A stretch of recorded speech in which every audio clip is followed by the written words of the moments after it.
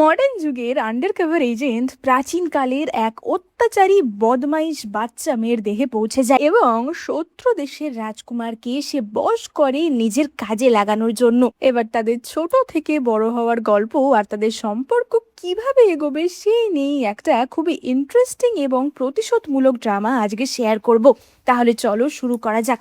আর শুরু করার আগে তোমরা এন্টারটেনমেন্ট এক্সপ্লেনেশনে সাবস্ক্রাইব করতে একদম ভুলো না। ড্রামার প্রথম দৃশ্যে আমরা সমুদ্র পথে একটি জাহাজের দৃশ্য দেখতে পাই এবং এই জাহাজের মাধ্যমে কিছু অবৈধ মাল পাচার করা হচ্ছিল এবং এই জাহাজের ওপরই হামলা চালিয়েছিল মডার্ন যুগের কিছু সিক্রেট এজেন্টরা, যাদের মধ্যে আমরা আমাদের প্রধান চরিত্র ইয়েমুকেও দেখতে পাই। আমরা দেখতে পাই যে ইয়েমু সেখানে তার মিশন চালাতে চালাতে হঠাৎই একটা প্রাচীন বই দেখতে পায়। ইয়েমু মনে মনে ভাবে যে তাহলে কি এই মাল পাচারকারীরা কোনো ঐতিহাসিক এই ধরনের অ্যানশিয়েন্ট জিনিস পাচার করছে। এবং সেই বইটা টাচ করতেই ইয়েমুর চোখের সামনে ভেসে ওঠে এই বইয়ের ঘটনাগুলো। এই বইয়ের সমস্ত শব্দ, সমস্ত বাক্য ইয়েমু একদম জ্বলন্তভাবে দেখতে পায় এবং তখনই বইয়ের মধ্যে থেকে একটা ম্যাজিক্যাল শব্দ বা কণ্ঠ ভেসে আসে, যেখানে বলা হয় যে ইয়েমু, তোমাকে একটা প্রাচীন চীনের অখণ্ড ম্যাপ খুঁজে বার করতে হবে। তুমি যদি ওই প্রাচীন ম্যাপ খুঁজে বার করতে পারো তাহলেই তুমি আবার তোমার সময় ফিরে আসতে হবে। তার জন্য তুমি মোলিয়ানকে খোঁজো। এবার এই কথা শোনার সাথে সাথেই ইয়ামু তো বুঝতে পারে না যে এটা কি হচ্ছে এবং তখনই সে পৌঁছে যায় প্রাচীন যুগে। আমরা দেখতে পাই যে ইয়েমু প্রাচীনকালের একজন টিনেজার মেয়ের দেহে পৌঁছে গেছিল। এবার সে ঘুম থেকে ওঠার সাথে সাথেই তো বলে ওঠে যে আমি কোথায়, আমার কি হয়েছে। এবং তাকে দেখে তার দাসীরা তো প্রচন্ড ভয় পেয়ে যায়। ইয়েমু নিজেকে আয়নায় দেখে বুঝতে পারে যে সে একটি ছোট বাচ্চা মেয়ের দেহে চলে এসেছে এবং তখনই ইয়েমু ওই দাসীদের থেকে মোলিয়ান নামটা শুনতে পায়। ইয়েমু তো সঙ্গে সঙ্গে তাদেরকে জিজ্ঞাসা করে যে মোলিয়ান কে এবং সে আমাদের বাড়িতে কি করছে। এবং তখনই দাসীরা জানায় যে মোলিয়ান হচ্ছে মো সাম্রাজ্যের একজন রাজকুমার, মানে যে সাম্রাজ্যে ইয়েমু থাকে তার শত্রু সাম্রাজ্যের একজন রাজকুমার। এবং ইয়েমুর বাবা হচ্ছে এই সাম্রাজ্যের একজন জেনারেল, যার নাম হচ্ছে ইয়েলি। এবার ইয়েমু তো তখনই জিজ্ঞাসা করে যে মোলিয়ানকে ধরে কোথায় রাখা হয়েছে এবং ইয়েমুর দাসীরা জানায় যে মোলিয়ানকে এই সাম্রাজ্যেরই অপর এক মন্ত্রী দাইশুর কাছে ইয়েমুর বাবা বলা যায় একদমই স্যাক্রিফাইস দিয়ে দিয়েছে। এবার এই দাইশু ছিল একজন মানসিকভাবে বিকৃত মানুষ, যে কিনা ছোট ছোট বাচ্চাদের অত্যাচার করে বা পুরুষদের থেকে এই ধরনের মজা নিত এবং তাকে খুশি করার জন্য ইয়েমুর বাবা মোলিয়ানকে তার কাছে পেশ করে। এবার ইয়েমু তো মনে মনে ভাবে যে আমাকে যে করে হোক মোলিয়ানকে বাঁচাতে হবে এবং সে সঙ্গে সঙ্গে সেই ঘরে প্রবেশ করে। তাকে দেখে দাইশু তো একদমই অবাক হয়ে যায় যে এখানে এই বাচ্চা মেয়েটা কি করছে। আমরা দেখতে পাই দাইশু ততক্ষণে ছুরি নিয়ে মোলিয়নের গলা কাটতে যাচ্ছিল, মানে সে এইসব করে একটা পাশবিক আনন্দ পেত। এবার ইয়েমুর বাবাও তো খুবই অবাক হয়ে যায় যে তুমি এখানে কি করছো এবং সে তো এসে ইয়েমুর গলা টিপে ধরে যে তোমার সাহস হয় কি করে যে তুমি এই মুহূর্তে এই ঘরে ঢুকলে। এবং তখনই ইয়েমু বলে ওঠে যে বাবা, আমার ঘরে দুজন আততায়ী ঢুকে পড়েছিল এবং তাদের কথা থেকে আমি জানতে পেরেছি যে মহারাজ নাকি খুবই অসুস্থ, সে প্রায় মৃত্যুর মুখে পৌঁছে গেছে।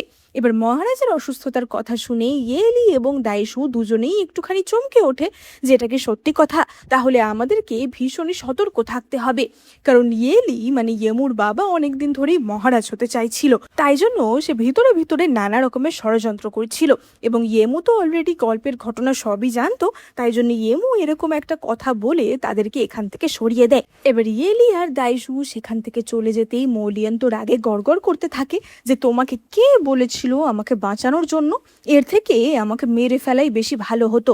আসলে মোলিয়ান তো শত্রু সাম্রাজ্যের রাজকুমার ছিল এবং তাকে এখানে বন্দি করে রাখা হয়েছিল, তাই স্বাভাবিকভাবেই মোলিয়ান এদের সকলের উপরই খুবই রেগেছিল। এবার ইয়েমু তো তখনই একটা তলোয়ার বার করে মোলিয়ানের গলায় ধরে যে তুমি কি সত্যি চাও যে আমি তোমাকে মেরে ফেলি। এবং মোলিয়ান তো তাতে একটুও ঘাবড়ায় না। ইয়েমু বুঝতে পারে যে সত্যি মোলিয়ান ছোট থেকেই সাহসী ছিল এবং ইয়েমু তখনই তলোয়ার ফেলে দিয়ে তার দাসীদের বলে যে ওষুধ নিয়ে এসো। আসলে মোলিয়ানের হাতে পায়ে অনেক জায়গায় কেটে গেছিল, তাই জন্যই ইয়েমু তাতে ওষুধ লাগানোর কথা বলছিল। এবার তখনই সেখানে অপর একটি ছেলে হাজির হয় এবং সে বলে ওঠে যে আমাকেও তোমাদের সাথে নিয়ে নেবে। এই ছেলেটিকেও মোলিয়ানের সাথে করেই অপর সাম্রাজ্য থেকে আনা হয়েছিল। এবার ইয়েমু তো জিজ্ঞাসা করে যে তোমার নাম কি এবং ছেলেটি জানায় যে তার কোনো নাম নেই। ইয়েমু তাকে একটা নতুন নাম দেয় যে আজ থেকে তোমার নাম কাই, এবং ইয়েমু এই দুজনেরই দেখভাল করার দায়িত্ব নেয়। এবং ইয়েমু মোলিয়ানকে বলে যে রাতের বেলা তুমি আমার সাথে দেখা করবে, আমার একটা দরকার আছে। কিন্তু মোলিয়ান তখনও ইয়েমুকে পুরোপুরি বিশ্বাস করেনি। এবার আমরা রাতের বেলার দৃশ্য দেখতে পাই। রাতের বেলায় ইয়েমু চুপি চুপি একটা লণ্ঠন নিয়ে মোলিয়ান আর কাইয়ের ঘরে আসে। এবার তাদের তো ঘর বলতে কিছুই ছিল না, কেবল একটা গুদাম ঘরেই তাদের থাকতে দেওয়া হয়েছিল। এবং ইয়েমু তো এসেই আগে মোলিয়ানের হাতের ব্যান্ডেজগুলো চেঞ্জ করে দেয় এবং তাকে ওষুধও খাইয়ে দেয়, যাতে এই ক্ষত থেকে কোনোভাবে তার কোনো ইনফেকশন না হয়ে যায়। এবং মোলিয়ানের তো এই সবই খুবই অদ্ভুত লাগছিল। সে বলে ওঠে যে তুমি আমাকে হঠাৎ করে এত সাহায্য করছো কেন? তুমি একদিনেই হঠাৎ এত ভালো হয়ে গেলে? আর যদি তাই হয় তাহলে কিছুদিন আগে তুমি আমাকে নেকড়েদের ঘরে ঢুকিয়ে দিয়েছিলে কেন? আর তার আগে আমার মাথায় আপেল রেখে তীরন্দাজি বা কেন প্র্যাকটিস করছিলে? এবার ইয়েমু তো জানতো যে এই সব কাজগুলো প্রাচীনকালের ইয়েমু মানে ওই শয়তান ইয়েমু করেছিল, কিন্তু এখন তো তাকে মোলিয়ানের সাথে ভালো সম্পর্ক তৈরি করতে হবে। ইয়েমু বলে ওঠে যে আসলে আমি তোমাকে আরো সাহসী বানাচ্ছিলাম, আমি তোমাকে একটা ট্রেনিং দিচ্ছিলাম, যাতে ভবিষ্যতে কোনো বিপদের সম্মুখীন হলে তুমি ভালো করে লড়াই করতে পারো। এবং সে তো মৌলিয়ানের হাত ধরে বলে যে তুমি আমাকে বিশ্বাস করো তো? এবং মৌলিয়ানের তো তখনই সেই দৃশ্যটা মনে পড়ে যায় যে ইয়েমু তাকে কিভাবে দরজার ধাক্কা দিয়ে বাঁচাতে এসেছিল। মানে একটা ছোট মেয়ের পক্ষে সেটা তো খুবই সাহসিকতার একটা কাজ, তাই না? এবার আমরা পরের দিন সকালের দৃশ্য দেখতে পাই এবং আমরা দেখতে পাই যে পরের দিন থেকে ইয়েমু মোলিয়ান এবং কাইকে পড়াশোনা শেখানোর কাজ শুরু করে। আসলে ইয়েমু মনে মনে মানে ওই গল্প থেকে জানতো যে এই মোলিয়ানই একদিন সমস্ত সাম্রাজ্য বা প্রদেশগুলো একসাথে জয় করবে, এবং তাই জন্য মোলিয়ানকে শক্তিশালী করে তোলাটা ইয়েমুর খুবই দরকার ছিল, কারণ তাহলে ইয়েমু ওই ম্যাপের সমস্ত অংশগুলি খুঁজে বার করতে পারবে এবং পুরো ম্যাপটা একত্রিত করতে পারলে তবেই সে তো আবার নিজের সময়কালে ফিরে যেতে পারবে। তাই জন্যই ইয়েমু ছোট থেকেই তার প্ল্যান চালু করে দিয়েছিল। এবার আমরা রাতের বেলা দৃশ্য দেখতে পাই। ইয়েমু মোলিয়ানকে নিয়ে তাদের প্রাসাদেরই একটা জায়গায় খোঁজ করছিল। ইয়েমু গল্পতে পড়েছিল যে মোলিয়ান এরকমই একটা জায়গা থেকে মার্শাল আর্ট সম্পর্কিত কিছু বই পেয়েছিল এবং সেই বইগুলোর মাধ্যমেই মোলিয়ান মার্শাল আর্টসে খুব ভালো হয়ে উঠেছিল। ইয়েমু তাই জন্যই এখানে খোঁজ করতে এসেছিল যে তাড়াতাড়ি তুমি বইটা খুঁজে পেয়ে গেলে প্র্যাকটিস শুরু করে দিতে পারবে। এবার তারা যখন সেখানে বই খুঁজছিল হঠাৎ করেই তারা দুজনে ধপাস করে পড়ে যায়। আমরা দেখতে পাই তারা যে খড়ের গাদায় বইটা খুঁজছিল সেখানেই একটা ট্র্যাপ ডোর মতো ছিল, অর্থাৎ মাটির নিচে সেখানে একটা ঘর মতো ছিল। এবার সেখানে পড়ে গিয়ে ইয়েমুর হাত কেটে যায় এবং সে তো ভ্যাঁ ভ্যাঁ করে কাঁদতে শুরু করে। মৌলিয়ান তো সঙ্গে সঙ্গে তার জামা ছিঁড়ে ইয়েমুর হাতে ব্যান্ডেজ করে দেয় এবং সে তখনই তার একটা মশাল জ্বালায় এবং মশাল জ্বালাতেই আমরা দেখতে পাই যে সেই ঘরের ভিতরে কিছু বহুমূল্য ধন সম্পদ স্বর্ণ মুদ্রা মানে গুপ্তধন ছিল এবং সেখানে ওই মার্শাল আর্টের বইগুলোও ছিল। ইয়েমু বুঝতে পারে যে হয়তো তার কোনো পূর্বপুরুষ এখানে এগুলো লুকিয়ে রেখে গেছিল, যেগুলো সম্বন্ধে এখনো কেউ জানতে পারিনি। এখন ইয়েমু যখন এগুলো পেয়ে গেছে এগুলো সে ব্যবহার করতে পারবে। এবার ইয়েমু তো তখনই সেখান থেকে বইগুলো নিয়ে মোলিয়ানকে সাথে করে ওই গুপ্ত ঘর থেকে বেরিয়ে আসে। কিন্তু বেরিয়ে আসার সময় তারা লক্ষ্য করে সেখান দিয়ে ইয়েলি এবং তার অপর একজন কর্মচারী যাচ্ছিল।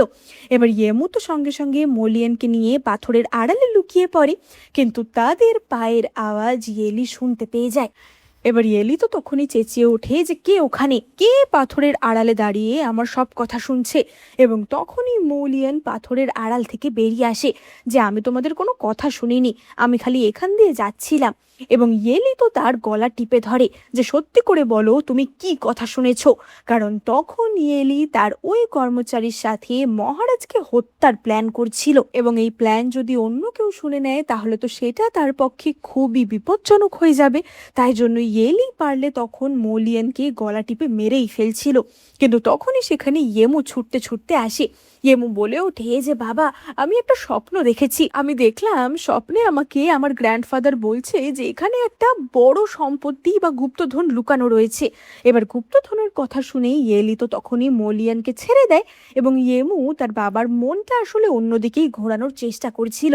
এবার ইয়েলি তো বলে ওঠে যে কোথায় সেই গুপ্তধন, এবং ইয়েমু বাবাকে তার সেই গুপ্তধনের গোপন ঘরে নিয়ে যায় এবার তার বাবা তো এই গুপ্তধন দেখে খুব খুশি হয়। তার বাবা জিজ্ঞাসা করে যে স্বপ্নে তোমাকে গ্র্যান্ডফাদার আর কি বললো, এবং ইয়েমু বলে ওঠে যে বাবা, গ্র্যান্ডপা বলেছে যে তুমি নাকি ভবিষ্যতে খুব শক্তিশালী হবে, এমনকি তুমি মহারাজাও হয়ে উঠতে পারো। এবং এই কথা শুনে ইয়েলি আরো খুশি হয়। ইয়েলি বলে ওঠে যে ইয়েমু, তুমি আমার উপপত্নীর মেয়ে হলেও সত্যি তোমার মধ্যে বেশ কিছু ক্ষমতা রয়েছে, তোমাকে দেখে আমি খুবই খুশি হয়েছি। কিন্তু এই গুপ্তধনের ঘরের কথা এই ছেলেটা ফাঁস করে দেবে না তো? এবার সে তো তখনই মোলিয়ানকে জিজ্ঞাসা করে যে তুমি পড়াশোনা করতে পারো, এবং মোলিয়ান বলে যে না, সে লেখাপড়া জানে না। এবং ইয়েলি তখনই একটা ছুরি বার করে এবং সে সেটা ইয়েমুর দিকে বাড়িয়ে দেয় যে তুমি এই ছেলেটার জিভ কেটে এখনই একে বোবা করে দাও, যাতে এই গুপ্ত ঘরের কথা সে কাউকেই বলতে না পারে। এবার এই কথা শুনেই ইয়েমুর তো বুক কেঁপে ওঠে যে সে কি করে মোলিয়ানের এত বড় একটা ক্ষতি করবে। ইয়েলি বলে ওঠে যে তুমি যদি নিজেকে আমার প্রতি লয়াল প্রমাণ করতে চাও তাহলে এটা তো তোমাকে করতেই হবে, নাকি তুমি আমার সাথেও কোনো রকমের শয়তানি করার প্ল্যান করছো? এবার ইয়েমু তো তখনই বাধ্য হয়ে তার বাবার হাত থেকে ওই ছুরি তুলে নেয় যে বাবা, আমি কেন তোমার সাথে কোনো রকমের শয়তানি করব? আসলে মোলিয়ান কেবলমাত্র আমাদের কাছে একটা স্লেভ, তাই ওকে বোবা বানাতে আমার কিছুই কষ্ট হবে না। এবং এই বলে ইয়েমু মোলিয়ানের মুখের ওপর ওই ছুরি চালিয়ে দেয়। আমরা দেখতে পাই তার মুখ থেকে তো সঙ্গে সঙ্গে গলগল করে রক্ত বেরিয়ে আসে। এবং এই দৃশ্য দেখে ইয়েলি খুবই খুশি হয় যে সত্যি তার মেয়ে তার প্রতি কতটা লয়াল এবং সে কতটা নিষ্ঠুর। নিষ্ঠুর হতে সে দুইবার ভাবে না। এবার ইয়েলির সঙ্গে যে কর্মচারীটি ছিল, ইয়েলি তাকে বলে যে এখনই অন্য কিছু সেপাইদের নিয়ে আসো এখান থেকে এগুলো বার করার জন্য। এবং সেই লোকটি যখনই পিছন ফেরে অন্য সেপাইদের ডাকার জন্য, ইয়েলি তাকেও হত্যা করে। ইয়েলি বলে ওঠে যে ইয়েমু, আজকে আমি তোমাকে খুব গুরুত্বপূর্ণ একটা উপদেশ দিচ্ছি। একটা কথা মনে রাখবে, মৃত মানুষেরা কিন্তু কখনোই কোনো সিক্রেট ফাঁস করতে পারে না, তাই তোমার সিক্রেট যেন কোনো জীবন্ত মানুষের কাছে না থাকে। এবং ইয়েমু তো তার বাবার কথা খুব হেসে হেসে শোনে। এবার ইয়েলি সেখান থেকে চলে যায় এবং ইয়েমু তো সঙ্গে সঙ্গে সেখানেই অজ্ঞান হয়ে পড়ে যায়। আমরা দেখতে পাই ইয়েমুর হাতে একটা গভীর ক্ষত ছিল। আসলে ইয়েমু মোলিয়ানের মুখে ছুরি মারার সময় সেটা নিজের হাতে মেরেছিল এবং তার নিজের হাতের রক্ত সে মোলিয়ানের মুখে লাগিয়ে দিয়েছিল, যাতে মনে হয় যে সে মোলিয়ানকে বোবা করে দিল। কিন্তু আসলে ইয়েমু এত বড় একটা ক্ষতি তার করেনি। এবং এই ঘটনা থেকে মোলিয়ান তো বুঝতে পারে যে ইয়েমু সত্যি তার প্রতি ভালো, মানে তার কোনো ক্ষতি ইয়েমু করতে চায় না। এবার আমরা পরের দিনে দৃশ্য দেখতে পাই এবং আমরা দেখতে পাই যে হাতে এই চোট লাগার ফলে ইয়েমু তো বেশ অসুস্থ হয়ে পড়েছিল এবং মোলিয়ান সারাক্ষণ তার পাশেই বসেছিল। এবার ইয়েমুর জ্ঞান ফিরতেই মোলিয়ান তো তার হাতে কিস করে এবং সে বলে ওঠে যে আমাদের সাম্রাজ্যে এটা হচ্ছে একটা লয়ালিটির জেস্চার। আমি মো সাম্রাজ্যের রাজকুমার, আমি তোমাকে কথা দিচ্ছি যে আমি কখনোই তোমার সাথে কোনো বিশ্বাসঘাতকতা করব না, এবং তুমি আমার জন্য যা করেছো তার 10 গুণ আমি তোমাকে ফিরিয়ে দেব। এবং এখান থেকেই তাদের একসাথে পথ চলা শুরু হয়। এবার আমরা 10 বছর পরের দৃশ্য দেখতে পাই এবং আমরা ইয়েমুকে দেখতে পাই যে এখন বড় হয়ে গেছিল। আমরা দেখতে পাই যে ইয়েলি ইয়েমুকে তার ঘরে ডেকে পাঠায় এবং সেখানে আমরা ইয়েলির প্রধান পত্নী সুয়ের ছেলে জিনকেও দেখতে পাই। এবার ইয়েলি তো তখনই ইয়েমুকে বলে যে তুমি সত্যি একজন খুবই বুদ্ধিমতী নারীতে পরিণত হয়েছো এবং তোমার ব্যবসা বুদ্ধির ওপর আমার অনেক বিশ্বাস রয়েছে, তাই আজ থেকে তুমি জিনের সাথে মিলেমিশে সমস্ত ব্যবসা চালাবে। এবার এই সিদ্ধান্তে জিন তো খুবই ক্ষেপে যায় যে বাবা, কিন্তু আমাদের পরিবারে কখনোই কোনো মেয়েরা ব্যবসা সংক্রান্ত কোনো কাজ দেখে না। এবং ইয়েমুর বাবা বলে ওঠে যে দেখে না তো কি হয়েছে, এখন থেকে দেখবে। আর পরিবারে সবসময় ট্যালেন্ট দেখে বিচার করা হয়, কখনোই তাদের জেন্ডার দেখে বিচার করা হয় না, তাই এখন থেকে এই নিয়ম আমি বদলে দিলাম। এবং এই বলে সে তো তার বড় ছেলেকে বলে যে ব্যবসা সংক্রান্ত সমস্ত দোকানের দায়িত্ব যেন ইয়েমু আর সে 2 ভাগে ভাগ করে নেয়। এবার ইয়েলি চলে যাওয়ার পরই জিন তো ইয়েমুকে খুবই ভড়কাচ্ছিল যে তোমার সাহস হয় কি করে, একটা উপপত্নীর মেয়ে হয়ে তুমি আমার সমান সমান লড়তে এসেছো। এবং সে তো ইয়েমুকে মারতেও যাচ্ছিল, কিন্তু তখনই জিনের হাত ধরে নেয় মোলিয়ান এবং আমরা দেখতে পাই যে সেও একজন হ্যান্ডসাম পুরুষে এতদিনে রূপান্তরিত হয়েছিল এবং সে তো ইয়েমুর বডিগার্ড হিসেবে সব সময় তার পাশে পাশেই থাকতো। এবার আমরা ইয়েমু এবং মোলিয়ানকে দেখতে পাই ইয়েমু বলে যে মলিয়ান, কিছুদিনের মধ্যেই এই সাম্রাজ্যে বড়সড় একটা ঝামেলা শুরু হতে পারে, তাই তুমি তার আগেই এখান থেকে পালিয়ে তোমার সাম্রাজ্যে ফিরে যাও। সেখানে গিয়ে তুমি নিজের সিংহাসনের দায়িত্ব নাও। এবার মলিয়ান তো সেই কথাতেই একদমই খুশি হয় না, কারণ সে ইয়েমুকে ছেড়ে একদমই যেতে চাইছিল না।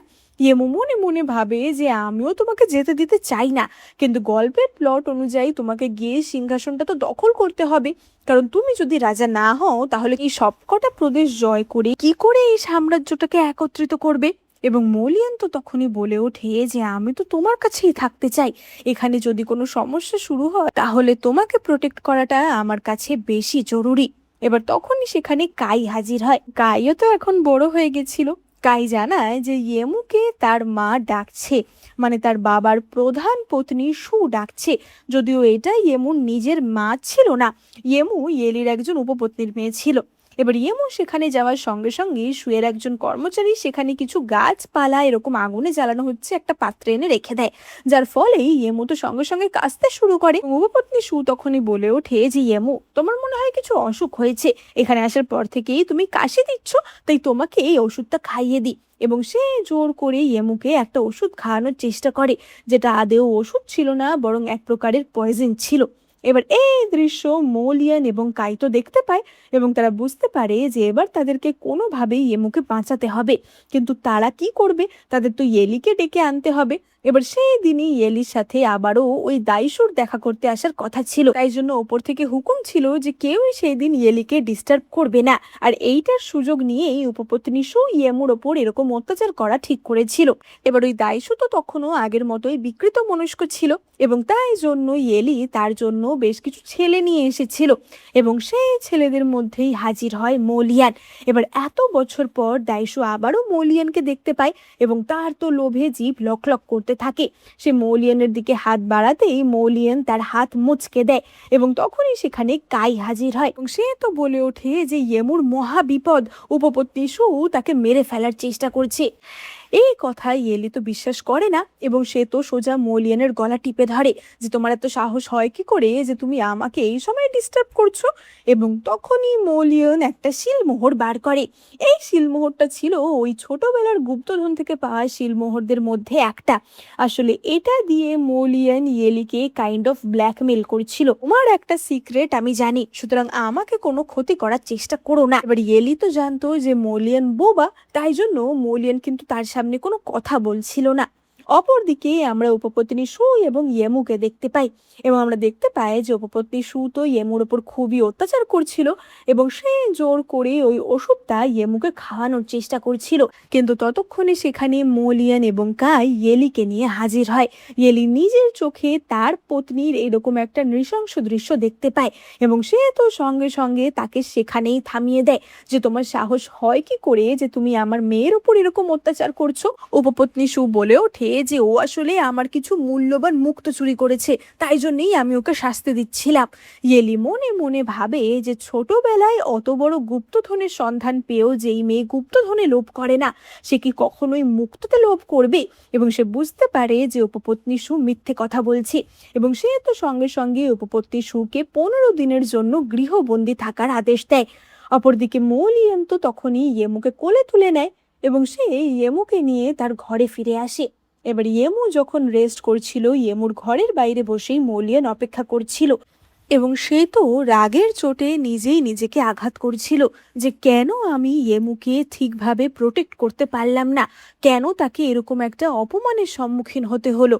এবার ইয়েমুর তো তখনই ঘুম ভাঙে, এবং সে মলিয়ানকে ডাক দেয়, এবং মলিয়ান ঘরে আসার কিছুক্ষণের মধ্যেই ইয়েলি মানে ইয়েমুর বাবাও সেখানে হাজির হয়। এবং ইয়েলি বলে ওঠে যে ইয়েমু, তুমি কোনো চিন্তা করো না, আমি উপপত্নী সুকে 15 দিনের জন্য গৃহবন্দী থাকার আদেশ দিয়েছি, কিন্তু তোমাকে আমি একটা কথা ছোটবেলাতেই শিখিয়েছিলাম, তোমার মনে আছে তো, যে যে সমস্ত স্লেভরা তোমার কথা মানবে না তাদের কিন্তু মৃত্যুই একমাত্র শাস্তি। আর আজকে মলিয়ান যেটা করেছে সেটার জন্য ওকেও শাস্তি পেতে হবে। এবার ইয়েমু তো বুঝতে পারে না যে সে কি করবে। তার বাবার কাছে যদি সে দেখায় যে সে মলিয়ানের পক্ষে কথা বলছে তাহলেও বিপদ, আবার মলিয়ানকেও সে মরতে দিতে পারে না। ইয়েলি তো ততক্ষণে তার তরোয়াল তুলে ধরেছিল, এবং ইয়েমু তখনই মলিয়ানকে বাঁচানোর জন্য তার সামনে চলে আসে। ইয়েমু বলে ওঠে যে বাবা, শাস্তি তো আমি ওকে দেবই, এবং আমার কাছে আরো বেটার একটা প্ল্যান আছে। ওকে যদি মারতেই হয় তাহলে কেন ওর মৃত্যুটাকে আমরা বৃথা যেতে দেব? ওকে আমরা দাইশুর কাছে পাঠিয়ে দেব, তাহলে দাইশু খুশি হবে এবং ওর মৃত্যুও বৃথা যাবে না। এবং এই প্ল্যান শুনে ইয়েলি তো খুবই খুশি হয় যে সত্যি আমার মেয়ের কি বুদ্ধি, এবং ইয়েলি সেখান থেকে চলে যায়। ইয়েমু তখনই মোলিয়নকে বলে যে তুমি কোনো চিন্তা করো না, যেদিনকে দাইশুর বাড়িতে তোমাকে পাঠানোর কথা হবে সেই দিন আমি তোমাকে এই সাম্রাজ্য থেকে পালাতে সাহায্য করব। তুমি তোমার মূল সাম্রাজ্যে ফিরে যাবে এবং সেখানে গিয়ে তুমি তোমার সিংহাসন আবারও দখল করে নেবে। এবার এই প্ল্যান অনুযায়ী তারা তো সমস্ত রকমের রুট মোলিয়নকে কিভাবে পালানোর ব্যবস্থা করে দেওয়া হবে সেই সব কিছু রেডি করে নেয়, এবং দেখতে দেখতে মোলিয়নের এখান থেকে পালানোর দিন চলে আসে। আমরা সেই দিন রাতের বেলার দৃশ্য দেখতে পাই, এবং আমরা দেখতে পাই মোলিয়ন সেই দিন রাতের বেলায় ইয়েলির সাথে দেখা করতে আসে। ইয়েলি বলে ওঠে যে তুমি নিজেই আমার সাথে দেখা করতে এসেছো, কি ব্যাপার? এবং মোলিয়ন তখনই তাকে কাগজে লিখে কিছু কথা বলে। আসলে দাইশো ছিল এই সাম্রাজ্যের প্রতিরক্ষা মন্ত্রী, তাই জন্য সাম্রাজ্যের কোন দিকে কিভাবে সেনা মোতায়েন করা আছে, কোথা দিয়ে কি রাস্তা গেছে, এই সব কিছু দাইশুর আন্ডারে ছিল। এবং মোলিয়ন ইয়েলিকে বলে যে আমি তোমাকে সেই ম্যাপটা এনে দেব, যেটার মাধ্যমে তুমি সাম্রাজ্যের সমস্ত খুঁটিনাটি জানতে পারবে। ইয়েলি বলে ওঠে যে তার বদলে তোমার কি চাই, এবং মোলিয়ন তখনই ইয়েলির কাছে একটা বিশেষ ওষুধ চায়। এই ওষুধটা যে খায় তার দেহে একটা লাল ফুলের মতো দাগ হয়ে যায়, এবং সেই মানুষটি যার সাথে রোম্যান্স করে তার দেহেও এই দাগটা ট্রান্সফার হয়ে যায়। ইয়েলি বলে ওঠে যে এই ওষুধ নিয়ে তুমি কি করবে? যাই হোক, আমার জানার দরকার নেই, আমার কাজ করে দিতে পারলে আমি তোমাকে সেই ওষুধ পুরস্কার হিসেবে দিয়ে দেব। এবার আমরা পরের দিন সকালের দৃশ্য দেখতে পাই, মানে যেদিন মোলিয়ানের এই সাম্রাজ্য ছেড়ে পালানোর কথা ছিল। এবার ইয়েমু তো কাইয়ের কাছে খোঁজ নেয় যে মোলিয়ান ঠিক মতো এই সাম্রাজ্য থেকে বেরোতে পেরেছে কিনা, এবং কাই তো তাতে আমতা আমতা করতে থাকে। এবং তখনই ইয়েমু তার উপর চাপ দিতেই সে সত্যি কথা বলে ফেলে যে মোলিয়ান এই সাম্রাজ্য থেকে পালায়নি, বরং সে উল্টে ওই দাইশুর বাড়িতেই পৌঁছেছে। এবার এই কথা শুনে ইয়েমুর তো মাথায় হাত পড়ে যায় যে মোলিয়ান ওখানে একা কি করে নিজেকে সেভ করবে। এবং আমরা দাইশুর বাড়ির দৃশ্য দেখতে পাই, আমরা দেখতে পাই যে মোলিয়ান সত্যিই সেখানে পৌঁছে গেছিল এবং সে দাইশুকে বন্দি বানিয়ে নিয়েছিল। মোলিয়ান দাইশুকে নিজের শিল মোহরটা, মানে সে যে মো সাম্রাজ্যের রাজকুমার, সেই পরিচয় দেখায়, এবং সেই দাইশুর সাথে একটা ডিল করে যে তুমি যদি আমাকে ওই প্রতিরক্ষা ম্যাপটা দাও তাহলে আমি তোমাকে ছেড়ে দেব। দাইশু তো খুশি মনে সেই ম্যাপটা মোলিয়ানের হাতে তুলে দেয়, কিন্তু তখনই সেখানে অপর একজন রাজকুমার তরোয়াল নিয়ে হাজির হয়। মোলিয়ান তো সঙ্গে সঙ্গে তার উপর ছুরি দিয়ে হামলা করতে যাচ্ছিল, কিন্তু সেই রাজকুমার তখনই তাকে ইয়েমুর চুলের কাঁটা দেখায় এবং বলে যে আমাকে ইয়েমুই তোমাকে বাঁচাতে পাঠিয়েছে, সুতরাং আমাকে শত্রু মনে করো না। আসলে এই রাজকুমারটি ছিল এই সাম্রাজ্যেরই ষষ্ঠ রাজকুমার লিশিন। আমরা দেখতে পাই যে ইয়েমু যখন জানতে পেরেছিল যে মোলিয়ান দাইশুর বাড়িতে যেচে গেছে, তখনই সে ভেবেছিল যে মোলিয়ানের তো বিপদ হবে, তাই মোলিয়ানকে বাঁচানোর জন্য কাউকে পাঠাতে হবে। এবার ইয়েমু তো এই গল্পটা খুব ভালো করেই জানতো, তাই জন্য সে সঙ্গে সঙ্গে লিশিনকে খুঁজতে বেরিয়ে পড়ে। লিশিনের যে বড় ভাই অর্থাৎ এই সাম্রাজ্যের যে যুবরাজ ছিল, সেই লিশিনকে হত্যার চেষ্টা করেছিল, নিজে মহারাজা হবে সেই লোভে, এবং সেইভাবেই সে লিশিনকে আক্রমণ করে কোনো এক পাহাড়ি জঙ্গলের ধারে ফেলে এসেছিল। ইয়েমু তখনই লিশিনকে গিয়ে বাঁচায় এবং সে লিশিনকে বলে মোলিয়ানের কাছে যেতে এবং মোলিয়ানকে সেভ করতে, এবং তাই জন্যই লিশিন দাইশুর বাড়িতে হাজির হয়েছিল মোলিয়ানকে বাঁচাতে। এবার দাইশু তো তখনই মোলিয়ানের হাতেই সেই প্রতিরক্ষার ম্যাপটা তুলে দেয়, এবং তখনই মোলিয়ান দাইশুকে সেখানেই হত্যা করে। যে মৃত মানুষেরা কখনোই কোনো গোপন কথা ফাঁস করে না, সুতরাং এর মরে যাওয়াই ভালো। এবার মোলিয়ান বাড়িতে ফিরে আসতেই, মানে ইয়েমুর কাছে ফিরে আসতেই, ইয়েমু তো তাকে ভালো করে দেখছিল যে তোমার কোথাও চোট লাগেনি তো, তুমি আমাকে এরকম মিথ্যা বললে কেন, মানে ইয়েমু খুবই অভিমান করেছিল। এবং তাদের এই ঘনিষ্ঠ মুহূর্তের সময় সেখানে হাজির হয় উপপত্নী সু। উপপত্নী সু বলে ওঠে যে ইয়েমু, এইভাবে ভর দুপুরে বাড়ির সামনে দাঁড়িয়ে তুমি একটা পরপুরুষের সাথে ঘনিষ্ঠতা করছো, সত্যি তোমার লজ্জা হওয়া দরকার। এবং সে তো সাথে করে ইয়েমুর বাবা ইয়েলিকেও এনেছিল। এবার তখনই মলিয়ান ইয়েলিকে থামিয়ে দেয় এবং সে পাতায় লিখে কিছু একটা ইয়েলিকে দেখায়। সে হাত দিয়ে ইশারা করে দেখায় যে উপপত্নী সুয়ের সাথে তার যে গার্ডটি রয়েছে তার সম্পর্ক চলছে। এবার এই কথাতেই ইয়েলি তো খুবই রেগে যায় যে এটা কি করে সম্ভব, তোমার কাছে কি কোনো প্রমাণ আছে নাকি তুমি এমনিই বলছো। এবং তখনই মলিয়ান ইয়েলিকে আবারও কিছু কথা লিখে দেখায় যে তোমার থেকে আমি যে ওষুধটা নিয়েছিলাম, মানে যেটা খেলে দেহে ফুলের দাগ থাকে, সেটা আমি উপপত্নী সুকে দিয়েছিলাম। উপপত্নী সু যদি ওই পুরুষের সাথে সম্পর্ক করে থাকে তাহলে তার দেহ একই ফুলের দাগ হয়ে যাবে। তার থেকেই প্রমাণিত হবে যে তারা পরকীয়া সম্পর্কে লিপ্ত কিনা। কিন্তু সঙ্গে সঙ্গে সেই পুরুষের জামা কাপড় খুলে দেখার আদেশ দেয় এবং আমরা দেখতে পাই সত্যি তার দেহে ওই একই রকম ফুলের দাগ ছিল। অর্থাৎ বোঝাই যাচ্ছিল উপপত্নী সু একজন অত্যন্ত বিশ্বাসঘাতক পরকীয়ায় লিপ্ত মহিলা ছিল। এবার এই কথা প্রমাণ হওয়ার পর ইয়েলি তো প্রচন্ড রেগে যায় এবং সে তো সঙ্গে সঙ্গে ওই গার্ডটিকে এবং তার স্ত্রীকে দুজনকেই কারাগারে বন্দি করে। ইয়েলি ইয়েমুকে বাহবা দেয় যে বাহ, তোমার স্লেভ সত্যি দারুণ কাজ করেছে, আমি তোমাকে ভুল ভাবিনি, তুমি সত্যিই বুদ্ধিমান। এবার ইয়েমু তো মলিয়ানকে নিয়ে ঘরে চলে আসে এবং সে তো মলিয়ানকে আচ্ছা করে বকা দেয় যে এই ধরনের ডেঞ্জারাস কাজ তুমি আর ভবিষ্যতে করবে না। তোমাকে আমি সুন্দর একটা সুযোগ করে দিয়েছিলাম এই সাম্রাজ্য থেকে বেরিয়ে যাওয়ার, কিন্তু তুমি সেটা করলে না। এবং মলিয়ান তো তাকে কথা দেয় যে সে কখনো আর এরকমটা করবে না। এবার ইয়েমু তো পড়ে গেছিল মহা চিন্তায় যে মলিয়ান যদি নিজের সাম্রাজ্যে ফিরেই না যেতে চায় তাহলে গল্পটা এগোবে কি করে, আর তাহলেই ইয়েমু ওই ম্যাপের অংশগুলো কি করে খুঁজে পাবে। এবং সেই যখন এইসব ভাবছিল হঠাৎই রাতের বেলা তার ঘরে রাজকুমার লিসিন হাজির হয়। আমরা দেখতে পাই লিসিন ইয়েমুর চুলের কাঁটাটা ফেরত দিতে এসেছিল। এবার মলিয়ান তো সেই সময় ঘরের বাইরেই দাঁড়িয়েছিল এবং ভিতরে একটা পুরুষ কণ্ঠ শুনতে পেয়ে সে তো সঙ্গে সঙ্গে ঘরের ভিতর ঢুকে পড়ে। মানে তার তো খুবই হিংসা হচ্ছিল।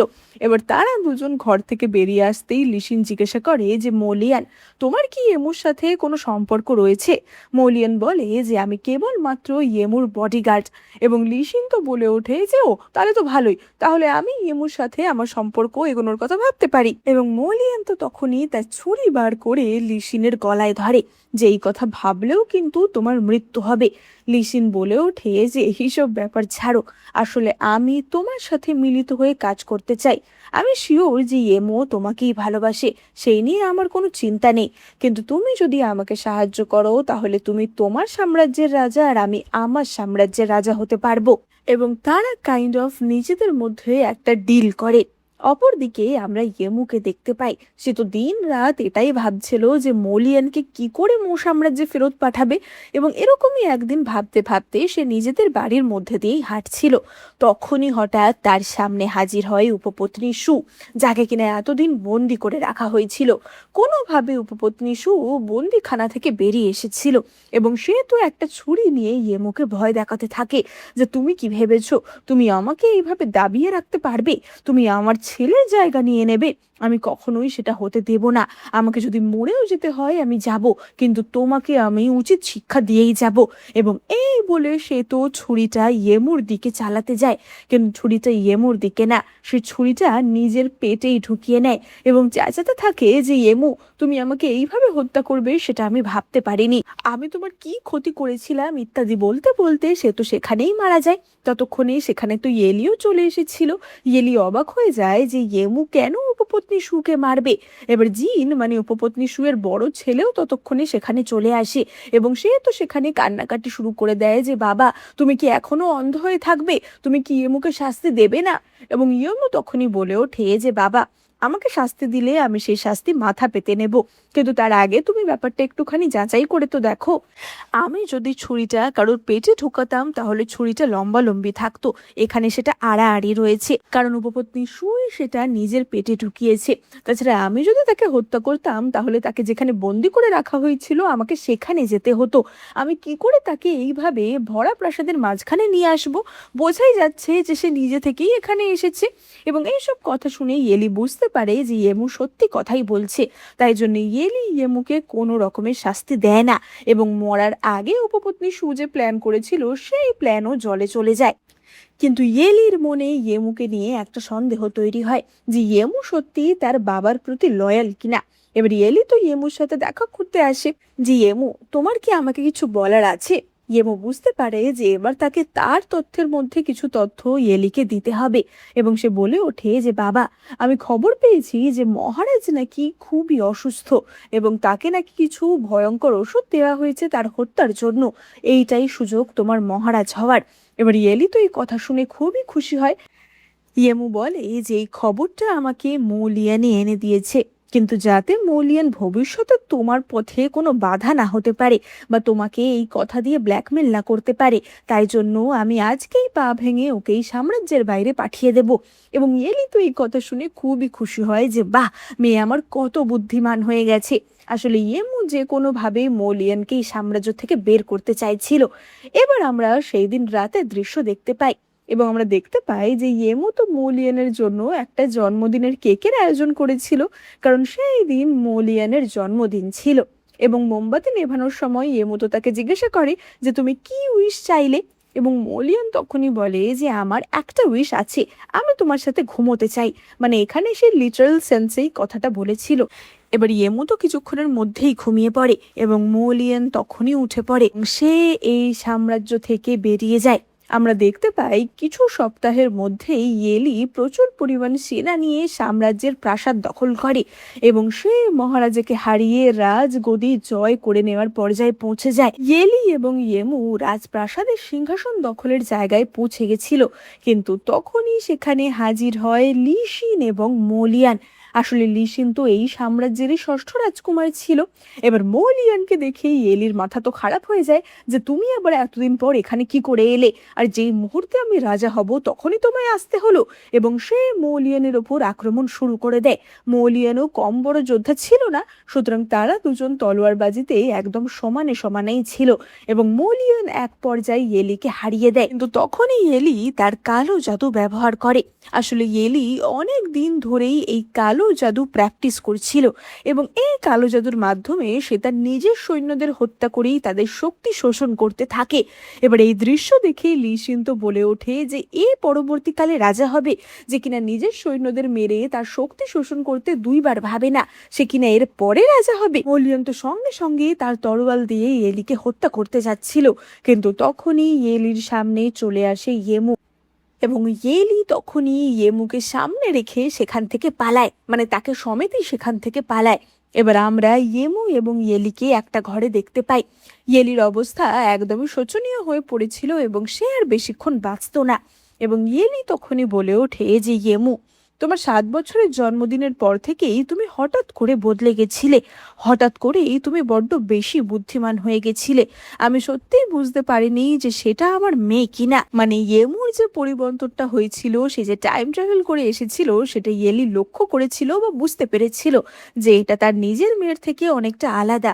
ইয়েলি বলে ওঠে যে তবে তুমি যেই হও না কেন, তোমাকেও তো আমি এত বছর ধরে মানুষ করেছি, তাই তুমিই আমার নিজের মেয়ে। তাই আমি মরার আগে আমার সমস্ত ক্ষমতা তোমাকে দিয়ে যেতে চাই। এবং এই বলে ইয়েলি তার কালো জাদুর সমস্ত ক্ষমতা ইয়েমুকে ট্রান্সফার করে দেয়, যেটা খুবই ভয়ানক একটা প্রক্রিয়া ছিল। এবং এই প্রক্রিয়ার ফলে ইয়েলির সেখানেই মৃত্যু হয়। এবার মৃত্যুর সময় আমরা দেখতে পাই ইয়েলির হাতটা একটা বাক্সের দিকেই ইশারা করছিল এবং ইয়েমু তো সঙ্গে সঙ্গে সেই বাক্সটা খুলে দেখে এবং সেই ম্যাপ খুলে ইয়েমু এই অখণ্ড সাম্রাজ্যের প্রথম অংশ খুঁজে পায়। মানে যেই ম্যাপটার প্রত্যেকটা অংশ খুঁজে পেলে ইয়েমু আলটিমেটলি মডার্ন দুনিয়ায় যেতে পারবে, সেই ম্যাপের প্রথম অংশ সে পেয়ে গেছিল। এবার ইয়েমু তো তখনই তার বাবার যে শিলমোহরটি ছিল সেটা নিয়ে বাইরে আসে এবং সে মৌলিয়ান এবং লিশিনকে বলে ওঠে যে এখন আমি আমার বাবার প্রতিনিধি, তোমরা কথা দাও যে তোমরা আমার বাবার সেনাবাহিনীর কোনো সেনাকে কোনোভাবে আঘাত করবে না, তাহলে আমরা সারেন্ডার করতে রাজি আছি। এবং এই কথাতে অবভিয়াসলি মৌলিয়ান এবং লিশিন রাজি হয়ে যায়। ইয়েমু সেখানেই অজ্ঞান হয়ে পড়ে যায়। লিশিন এই সাম্রাজ্যের নতুন মহারাজা হয় এবং মৌলিয়ান তার সাম্রাজ্য অর্থাৎ মো সাম্রাজ্যে ফিরে যায়। আমরা মো সাম্রাজ্যের দৃশ্য দেখতে পাই এবং সেখানে আমরা মৌলিয়ানের দাদিমা অর্থাৎ এই সাম্রাজ্যের রাজমাতাকে দেখতে পাই, যে কিনা এতদিন সাম্রাজ্য চালাচ্ছিল। এবং এই সময় সাম্রাজ্যের অবস্থা খুবই খারাপ ছিল, কারণ কোর্টের যে সমস্ত লোকজনেরা ছিল তাদের নিজেদের মধ্যে অন্তর্দ্বন্দ্ব লেগেই ছিল। এবং এরকম একটা সেন্সিটিভ সময়তেই মৌলিয়ান এই মো সাম্রাজ্য সাম্রাজ্যের মহারাজা হয়ে বসে। আমরা দেখতে পাই যে মৌলিয়ান সাথে করে ইয়েমুকেও এখানে এনেছিল। এবার ইয়েমুর বাবা যে তাকে ওই কালো জাদুর ক্ষমতাগুলো ট্রান্সফার করেছিল, তার ফলে ইয়েমু খুবই অসুস্থ হয়ে পড়েছিল এবং সে জ্ঞান ফিরে নিজেকে মৌলিয়ানের সাম্রাজ্যে দেখে এবং সেখানে আমরা কাইকেও দেখতে পাই। ইয়েমু তো জ্ঞান ফিরেই আগে খোঁজ করে যে তার ম্যাপের অংশটা ঠিক আছে কিনা, এবং সেটা তো একদমই সুরক্ষিত ছিল। এবার অপর দিকে ইয়েমুর জ্ঞান ফিরে এসেছে এই কথা শুনে মৌলিয়ানও তো খুবই আনন্দিত হয় এবং সে তো ইয়েমুর সাথে দেখা করার জন্য খুবই উত্তেজিত ছিল। এমনকি সে তো ড্রেসও চুজ করছিল, মানে কোন পোশাকটা পরে সে ইয়েমুর সাথে দেখা করবে। কিন্তু ইয়েমুর ঘরে ঢোকার সাথে সাথেই সে ইয়েমুর অন্য রূপ দেখতে পায়। আমরা বুঝতে পারি ওই যে কালো জাদুর ক্ষমতা এলি ইয়েমুর মধ্যে ঢুকিয়ে দিয়েছিল, সেটাই মাঝে মাঝে ইয়েমুকে ওভার পাওয়ার করে যেত এবং তার ফলে ইয়েমু খুবই হিংসাত্মক হয়ে উঠত। এবং তাই জন্যই ইয়েমু মৌলিয়ান ঘরে ঢোকার সাথে সাথেই তার বুকে একটা ছুরি বসিয়ে দেয়। এবার মৌলিয়ান তো সঙ্গে সঙ্গে সেখানে একজন প্রিস্টকে ডাকে এবং সেই প্রিস্ট নানা রকমের মন্ত্র পড়ে ইয়েমুকে শান্ত করে। ইয়েমু তখনই অজ্ঞান হয়ে যায় এবং ঘুম থেকে ওঠার পর তার তো আর আগের কোনো কথাই মনে ছিল না। মৌলিয়ান সকলকেই বারণ করে দিয়েছিল যেন এই কথা ইয়েমুকে জানানো না হয়। এবার ইয়েমু তো জ্ঞান ফেরার পরই মৌলিয়ানের সাথে নিজে থেকেই দেখা করতে আসে এবং এতদিন পর মৌলিয়ানকে মহারাজা হিসেবে দেখে তার তো খুবই ভালো লাগছিল। কিন্তু এখনো তাদের সম্পর্কটা আগের মতো ছিল না। আগে ইয়েমু ছিল কাইন্ড অফ মৌলিয়ানের বস আর মৌলিয়ান তার বডিগার্ড, আর এখন কিন্তু মৌলিয়ান এই সাম্রাজ্যের মহারাজ, যে কিনা ইয়েমুকে এই সাম্রাজ্যে জায়গা দিয়েছে। এবার মৌলিয়ানের সাথে কথা বলতে বলতেই হঠাৎ করেই মৌলিয়ান ইয়েমুর ঘাড়ে অজ্ঞান হয়ে পড়ে যায় এবং ইয়েমু তখনই লক্ষ্য করে যে মৌলিয়ানের কাঁধ থেকে রক্ত বেরোচ্ছে। ইয়েমু তো সঙ্গে সঙ্গে মৌলিয়ানের ইউনাককে সেখানে ডাকে এবং তখনই ইউনাক ইয়েমুকে সব সত্যিটা বলে দেয় যে ইয়েমুই মৌলিয়ানকে ছুরি মেরেছিল। কালো জাদুর ভার বা ওই কালো জাদুর শক্তি ইয়েমু কন্ট্রোল করতে পারেনি।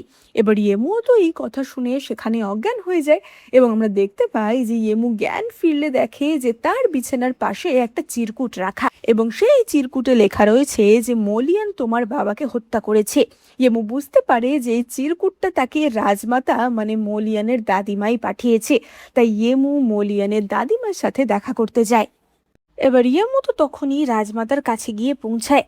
রাজমাতা খুবই ফ্রাস্ট্রেটেড হয়েছিল কারণ সে মৌলিয়ানকে কখনোই রাজা হতে দিতে চায়নি। সে তো ভেবেছিল যে এখন শত্রু দেশের কাছে চলে গেছে, বাঁচা গেছে, কিন্তু তারপর হঠাৎ করেই মো ফিরে আসে। তাই জন্যই রাজমাতা মোয়ের বিরুদ্ধে ইয়েমুকে রাগানোর জন্যই তাকে এই চিরকুট পাঠিয়েছিল। এবার ইয়েমু রাজমাতার কাছে আসতেই রাজমাতা তো তাকে একটা ছুরি ধরিয়ে দেয় যে এ নাও, তোমার বাবার মৃত্যুর বদলা আজকে তুমি নেবে। ততক্ষণে সেখানে মৌলিয়ানও চলে এসেছিল। এবার ইয়েমু তো তখনই মৌলিয়ানকে জিজ্ঞাসা করে যে সত্যিই কি তুমি লি শিনের সাথে মিলিত হয়েছিলে যাতে সে ওই সাম্রাজ্যের রাজা হতে পারে? এবং মৌলিয়ান এই কথা স্বীকার করে যে হ্যাঁ, সে রাজকুমার লি শিনের সাথে মিলিত হয়েই পুরোটা করেছিল। মৌলিয়ানের তখনই একটা কথা মনে পড়ে যায়। সে একবার ইয়েলিকে তার একজন কর্মচারীর সাথে কথা বলতে শুনে নিয়েছিল এবং ইয়েলি তার সাথে আলোচনা করছিল যে একবার আমি রাজা হয়ে গেলেই ইয়েমুকে আমি খতম করে দেব, কারণ একমাত্র ওই আমার সব রকমের গোপন রহস্য জানে, তাই ওকে রাখারও কোনো মানে হয় না। এবং মৌলিয়ান এমন একজন ছিল যে কিনা ইয়েমুর কোনো ক্ষতি হতে দেখতে পারতো না।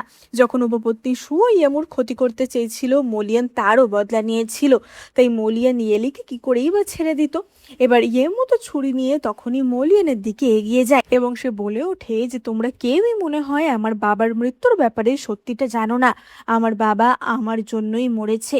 আমার বাবা তার সেই কালো জাদুর ক্ষমতা আমাকে ট্রান্সফার করার সময় নিজেই ফেটে গিয়ে মারা গেছে, মানে নিজের ক্ষমতার জোরেই মারা গেছে। সুতরাং আমার বাবার মৃত্যুর জন্য মৌলিয়ান কখনোই দায়ী না, আর আমি তো চেয়েছিলামই যাতে মৌলিয়ান তার নিজের সাম্রাজ্যের রাজা হোক। এই কথা শুনে রাজমাতা তো একদমই হতাশ হয়ে পড়ে, কারণ তার শেষ অস্ত্র ছিল ইয়েমু, যাকে সে মৌলিয়ানের বিরুদ্ধে কাজে লাগাতে পারত, কিন্তু সেই অস্ত্রকেও সে কাজে লাগাতে পারে না। এবার ইয়েমু তো মনে মনে ভাবে যে মৌলিয়ান যতদিন না এই 7টা প্রদেশ জয় করতে পারছি ততদিন ইয়েমু সম্পূর্ণ ম্যাপটা আয়ত্ত করতে পারছে না, তাই তাড়াতাড়ি মৌলিয়ানকে শক্তিশালী শক্তিশালী করে তুলতে হবে। এবং ইয়েমু মোলিয়ানকে বলে যে আমি তোমার মন্ত্রিসভায় যোগ দিতে চাই, আমি একটা ছেলে সেজে তোমার মন্ত্রিসভায় যোগ দেব, যাতে করে তোমার সাম্রাজ্যের উন্নতির জন্য আমি আমার বুদ্ধিটা লাগাতে পারি। এবং মোলিয়ান তো তাকে বলে যে ছেলে হিসাবে না, তুমি মেয়ে হিসেবেই আমার সাম্রাজ্যের মন্ত্রিসভায় যোগ দেবে। যদিও আমাদের মন্ত্রিসভায় এই নিয়ম নেই, তবু এখন থেকে আমি নিয়মের পরিবর্তন করলাম। এবং ইয়েমু তো তখনই মোলিয়ানের হাতে কিস করে, যেমনটা কিনা মোলিয়ান করেছিল ছোটবেলায়। এবং ইয়েমু মোলিয়ানকে কথা দেয় যে সে আজ থেকে তার প্রতি লয়াল থাকবে। এবার ইয়েমু তো এই সাম্রাজ্যের উন্নতির চেষ্টা করছিল, কিন্তু ইয়েমুর গল্প এগোচ্ছিলই না, কারণ সে ম্যাপের অন্যান্য অংশগুলো খুঁজে পাচ্ছিল না। ইয়েমু মনে মনে ভাবে যে আমি গল্পে পড়েছিলাম যে কোনো এক রাজকুমারীর মাধ্যমে মোলিয়ান ম্যাপের অপর অংশ খুঁজে পাবে, কিন্তু সে কোন রাজকুমারী, তার কি নাম সেটা আমার মনে নেই। কেবল এটা মনে আছে যে তার কাঁধে একটা লাল রঙের তিল ছিল। এবার ইয়েমু তো তখনই ভাবে যে আমি কিভাবে একটা মেয়েকে, মানে কাঁধে তিলওয়ালা মেয়েকে এত মেয়ের মাঝখানে খুঁজে বার করব। এবং ইয়েমু তখনই মোলিয়ানকে গিয়ে বলে যে মোলিয়ান, তুমি এবার একটা উপপত্নী বেছেই নাও, একটা বিয়ে করেই ফেলো।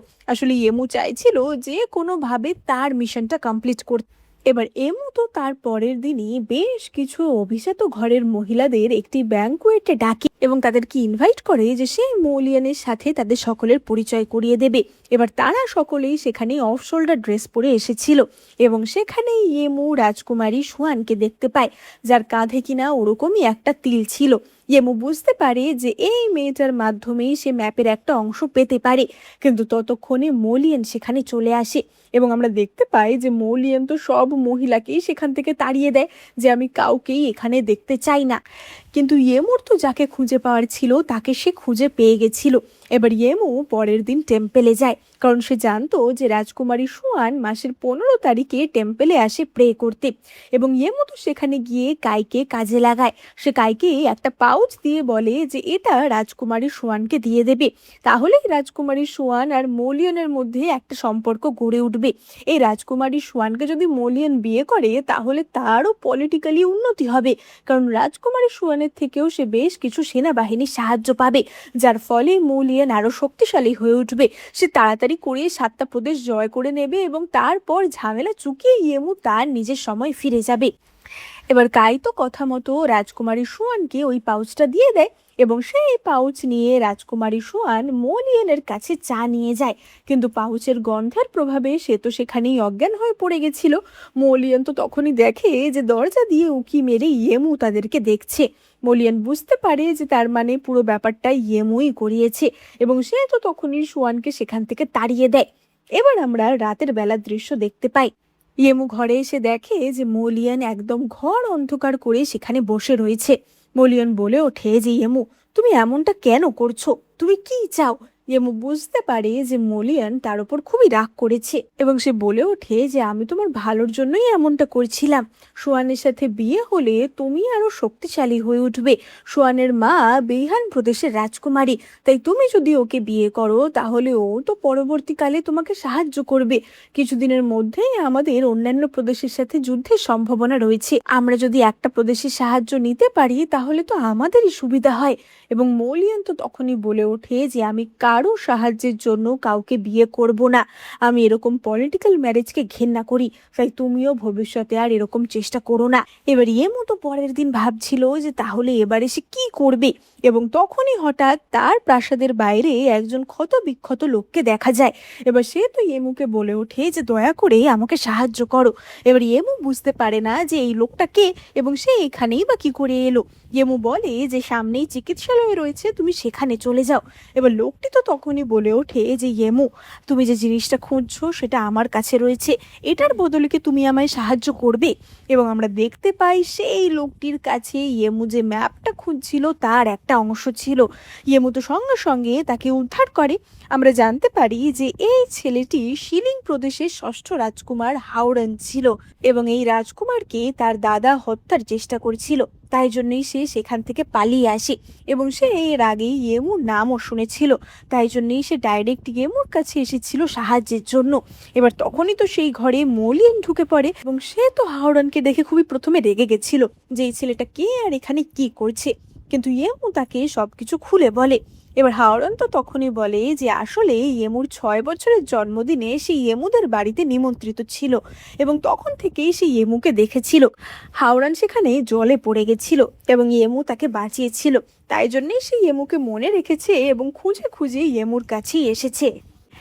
এবার রাতের বেলায় ইয়েমু তো মোলিয়ানের ঘরে যায় এবং আমরা দেখতে পাই যে ইয়েমু মোলিয়ানের জন্য একটা উপহারও নিয়ে গেছিল।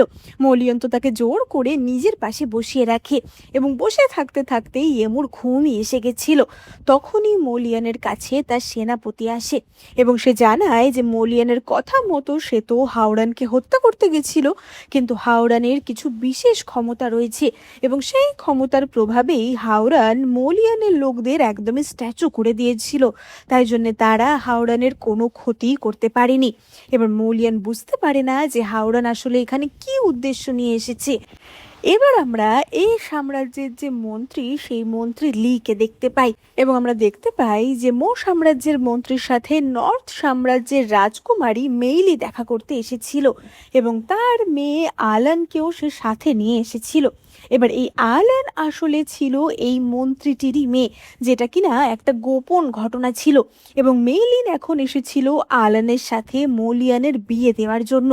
এবার আমরা মহারাজের রাজসভার দৃশ্য দেখতে পাই যেখানে মেইলি তার মেয়ের সাথে মোলিয়ানের পরিচয় করিয়ে দেয় এবং আলানের সাথে মোলিয়ানের বিয়ের কথা বলে। আলান তো তখনই একটা খুব সুন্দর নৃত্য প্রদর্শন করে দেখায় এবং আলানকে বিয়ে করতে মোলিয়ান রাজিও হয়ে যায়।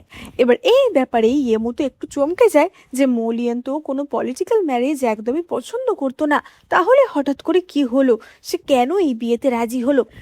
কিন্তু এই বিষয় নিয়ে সে মোলিয়ানের সাথে কোনো কথা বলে না। এবার মোলিয়ান তো তখনই আলানকে নিজেদের প্রাসাদেই রেখে দেয় এবং সে আলানকে খুবই ভালোভাবে ট্রিট করছিল, প্রতিদিন তাকে নানান রকম উপহার দেওয়া, সব কিছু দিয়ে প্যাম্পার করা ইত্যাদি, কিন্তু সে কখনোই আলানের সাথে কোনো রকম রোম্যান্স করতো না। এবং আলান তার মা রাজকুমারী মেইলিনকে এই ব্যাপারেই বলছিল। মেইলিন তখনই তার মেয়েকে একটা বিষের পাত্র দেয়, তুমি প্রতিদিন মোলিয়ানের খাবারে একটু একটু করে এই বিষ মিশিয়ে দেবে। মেইলিন কিন্তু আলানের সাথে এখানে কোনো রকমের সৎ উদ্দেশ্য নিয়ে আসেনি, সে আসলে মোলিয়ানের বিরুদ্ধে চক্রান্ত করতেই এসেছিল।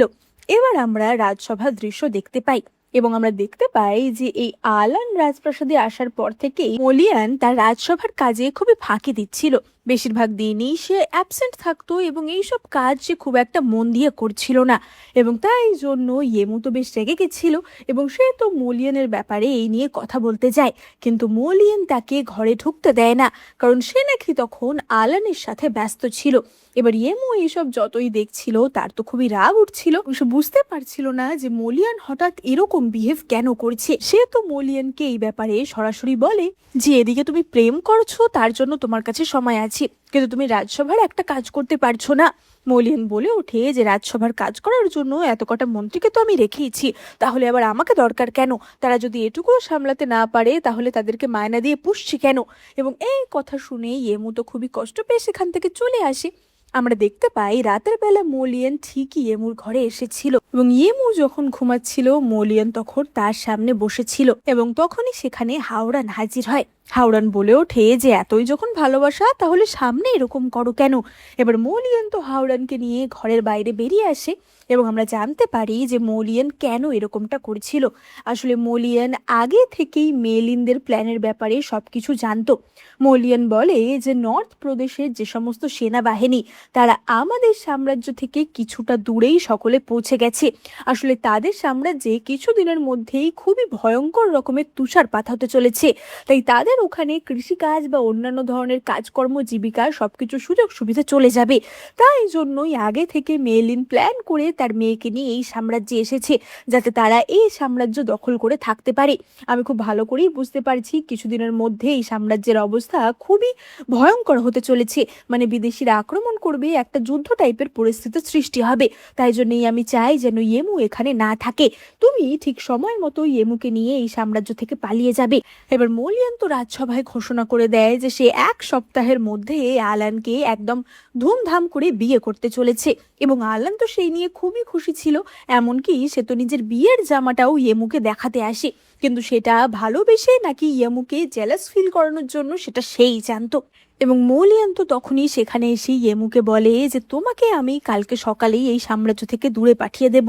ইয়েমু বুঝতে পারে না যে মৌলিয়ান এমনটা কেন করছে, সাম্রাজ্যের এরকম একটা অবস্থায় তাকে সে দূরে কেনই বা পাঠিয়ে দেবে। মৌলিয়ান ঠিক করে যে পরের দিন সকালবেলায় সে হাওড়ানের সাথে ইয়েমুকে দূরে পাঠিয়ে দেবে। এবার রাতের বেলায় ইয়েমু তো বসে বসে ড্রিঙ্ক করছিল, কারণ সে খুবই কনফিউজড হয়ে গেছিল যে মৌলিয়ান তার সাথে এমন কেন করছে। এবং তখনই সরাইখানায় ইয়েমু কিছু বিদেশিদের দেখতে পায়। ইয়েমু বুঝতে পারে না যে হঠাৎ করে এত বিদেশিরা আমাদের সাম্রাজ্যে কি করছে, এবং ইয়েমু তো তাদেরকে ফলো করে। ইয়েমু তাদের ফলো করে শুনতে পায় যে এই বিদেশিরা এই সাম্রাজ্য দখল করার কথা বলছে, এবং ইয়েমু লুকিয়ে লুকিয়ে তাদের কথাই শুনছিল। এবার ইয়েমু তাদের কথা শুনে যখন ফিরে যাচ্ছিল, হঠাৎ করেই সেই বিদেশিরা ইয়েমুর পায়ের শব্দ পেয়ে যায়, এবং তারা তো তরোয়াল নিয়ে ইয়েমুর দিকে এগিয়ে যাচ্ছিল। কিন্তু ততক্ষণে মৌলিয়ান সেখানে চলে আসে, এবং মৌলিয়ান একে একে সেই সব শত্রুকে হত্যা করে। ইয়েমু কিছুক্ষণ পর ফিরে এসে দেখে যে মৌলিয়ানের অবস্থাও তো খুবই খারাপ, এবং ইয়েমু বুঝতে পারে যে কেন মৌলিয়ান তাকে দূরে পাঠানোর চেষ্টা করছিল। মো বলে ওঠে যে তুমি ভেবেছো যে তোমার বিপদের সময় তুমি আমাকে দূরে পাঠিয়ে দেবে, সেটা কখনোই হবে না। তুমি এত কিছু নিজে নিজে একা একা প্ল্যান করেছো, ছোট থেকে আমি তোমাকে বড় করলাম আর তুমি আমাকে এইটুকু বলার প্রয়োজন মনে করলে না। মৌলিয়ান বলে ওঠে যে তুমি আমার উপর প্লিজ রাগ করো না, এবং ইয়েমু তো তখনই বলে যে তাহলে কি তুমি আমাকে একদমই অপদার্থ ভাবো, তুমি কি আমাকে ইউজলেস ভাবো। মৌলিয়ান বলে যে তোমার বুদ্ধি ছাড়া আমি তো এত দূর আসতেই পারতাম না। ইয়েমু বলে ওঠে যে তাহলে বিপদের সময় সবার আগে আমাকেই কেন দূরে সরাচ্ছ, এবং এই কথার কোনো উত্তর তো মৌলিয়ানের কাছে ছিল না। ইয়েমু তো তখনই রেগে সেখান থেকে চলে যাচ্ছিল, কিন্তু মৌলিয়ান তখনই তাকে টেনে ধরে তাকে জড়িয়ে নেয়। মৌলিয়ান বলে ওঠে যে তুমি ইউজলেস না, আমি ইউজলেস, কারণ আমি কখনোই তোমাকে কষ্টে দেখতে পারবো না। তোমাকে এতটুকু সাফার করতে হোক সেটা আমি নিজে চোখে দেখতে পারবো না, তাই জন্যেই আমি তোমাকে দূরে পাঠিয়ে দিচ্ছি। ইয়েমু বলে ওঠে যে আমিও এটা দেখতে পারবো না যে তুমি একা একা বিপদের সম্মুখীন হচ্ছ, তাই যদি লড়াইতে যেতেই হয় সেটা যে প্রদেশই হোক না কেন, নয় তুমি আর আমি একসাথে যাব, আর না হয় কেউই যাব না। তুমি বিশ্বাস করো, আমরা একসাথে থাকলে আমাদের জয় হবেই, এবং আমরা এভাবেই প্রত্যেকটা প্রদেশ জয় করে নেব। এবার মৌলিয়ান তো তখনই ইয়েমুকে কিস করে, এবং আমরা দেখতে পাই যে আশেপাশে তখনই নানা রকমের সুন্দর বাজি ফেটে ওঠে, এবং এখানেই আমাদের এই ড্রামাটা শেষ হয়। এবং আশা করা যাচ্ছে যে ইয়েমু আর মৌলিয়ান এরপর একসাথে, মানে তাদের ভালোবাসা প্রকাশের পর এখন অফিসিয়ালি রিলেশনে এসে সমস্ত সাম্রাজ্যগুলো জয় করবে, এবং ইয়েমু তার মিশন কমপ্লিট করবে। এবার এই সি ড্রামাটা একটা মানহোয়া গল্প থেকে নেওয়া হয়েছে, এবং সেই গল্প অনুযায়ী ড্রামার শেষে ইয়েমু এবং মৌলিয়ান অবশ্যই সবকটা প্রদেশ জয় করে, এবং ইয়েমু আর ভবিষ্যতে ফিরে যায় না। তাদের যে সন্তান হয় তাদের হাতেই তারা সমস্ত সাম্রাজ্য ছেড়ে দিয়ে নিজেরা একদম শান্তিতে জীবনযাপন করে, কিন্তু সেটা এখনো ড্রামাতে দেখানো হয়নি। এটা আশা করা যেতে পারে যে এই ড্রামাটার হয়তো একটা সেকেন্ড পার্ট রিলিজ করবে। তো সেই পার্ট রিলিজ করলে আমি কি তোমাদের জন্য সেটা এক্সপ্লেন করব, সেটা অবশ্যই কমেন্ট করে জানিও। আর তোমাদের অনেক সময় অভিযোগ থাকে যে আমি কেন অনেক ড্রামার সেকেন্ড পার্টগুলো এক্সপ্লেন করি না। আসলে বেশিরভাগ ক্ষেত্রে এই ধরনের শর্ট সি ড্রামাগুলোর সেকেন্ড পার্ট খুব একটা রিলিজ করে না, তাই জন্যই এক্সপ্লেন করতে পারি না। তবে এই ড্রামাটার সেকেন্ড পার্ট রিলিজ হলে তোমরা কি সেটার এক্সপ্লেনেশন দেখতে চাও, তাহলে সেটা অবশ্যই কমেন্ট করে জানিও। ড্রামাটা কেমন লাগলো সেটা কমেন্ট করে জানাতে একদম ভুলো না, আর ভালো লাগলে অবশ্যই লাইক, কমেন্ট, শেয়ার আর সাবস্ক্রাইব করে দিও। এই চ্যানেলে আমি তোমাদের জন্য অনেক সি ড্রামা এক্সপ্লেন করে থাকি, তাই তোমরা কিন্তু চটপট সাবস্ক্রাইব করে এক্ষুনি নোটিফিকেশন বাটনটা অন করতে ভুলো না, না হলে নতুন নতুন ড্রামা মিস হয়ে যাবে। দেখা হবে পরের ভিডিওতে।